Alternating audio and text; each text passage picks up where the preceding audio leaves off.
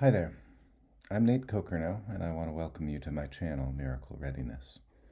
If you've been following me, you know that I've been on a little break these last few days. I was having a busy week filled with summer fun, but I'm back now to talk about some principles for optimal communication that I picked up from a forum online that I ran into from a group of people who see the chaos of our current times as a direct result of a failure to communicate effectively. They laid out several principles for communication taken from their appreciation of how natural ecosystems seem to communicate, that, if we adhere to them, will inevitably correct for the chaos and bring more shared understanding. The first principle that I want to discuss is the subject of active listening. We all pride ourselves as good listeners, I would suppose. But are we really listening when we're hearing someone's words through the filter of our own understanding of the world, our own worldview? Take any subject, say something kind of boring but essential to survival, like budgeting. We've all had experiences in our past that are related to this topic, and we can assume that they aren't all the same experiences. We can also assume that everyone's decision-making in this realm has been informed to some extent at least by their past experiences.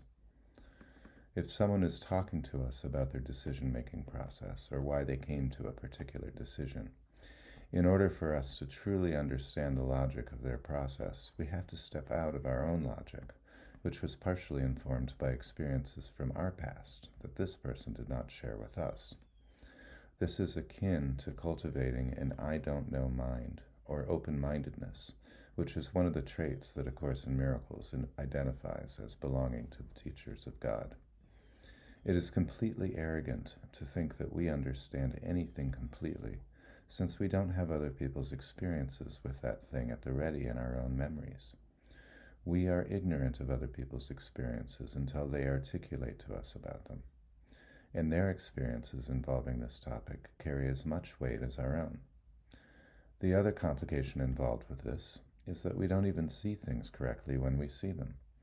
Our senses are not giving us the complete truth, for sure, and it's likely that if we're stuck in big emotion, we're seeing a very distorted picture of the truth.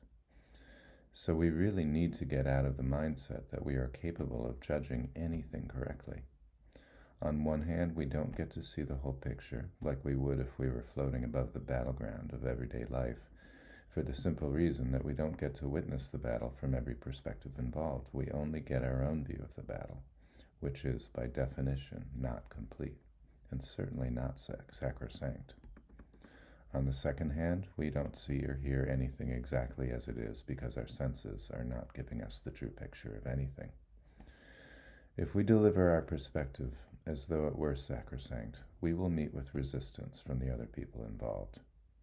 Communication is not happening if there aren't links being formed, and by links I mean moments of shared understanding.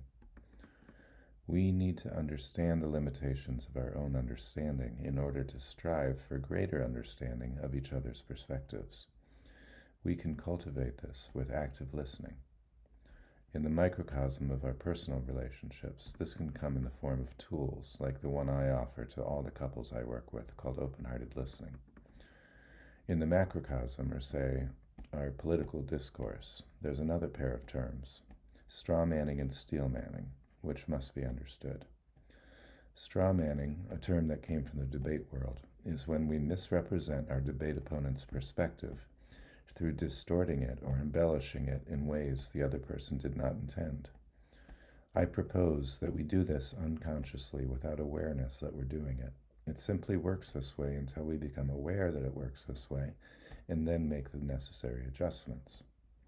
When we're strawmanning someone, we're not engaging with their argument as they see it, but rather as we see it.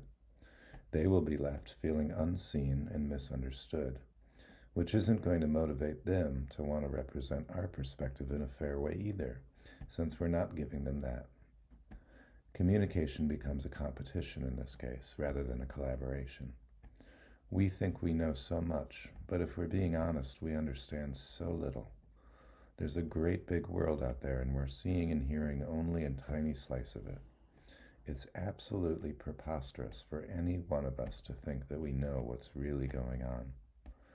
If we choose to listen, and I mean by really probing for a better understanding of the other person's perspective, we can broaden our own and learn and grow from our communication with others. Steelmanning is the term in the debate world that describes how we can correct for the failed understanding caused by strawmanning. With steelmanning, we attempt to repeat back to the other person the best version of their argument, and then we wait for them to tell us whether we got it right or if there is some nuance or clarification needed for us to completely understand it. This slows down communication dramatically, and we do find that frustrating because we all want immediate gratification.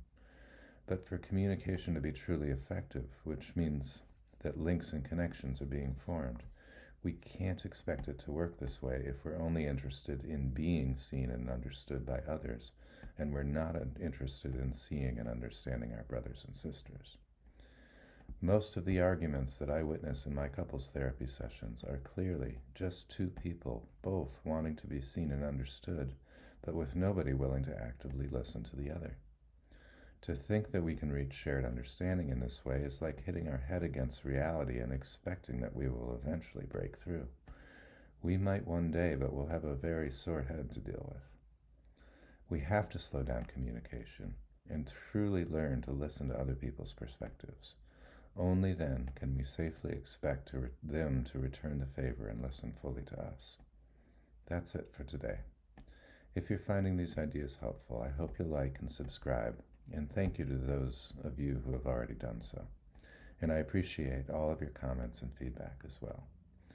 If you want to find more of my videos and articles, you can go to my website, miraclereadiness.com, or find me at Substack at natekokernot. Have a wonderful day, and I will see you again soon. Bye for now.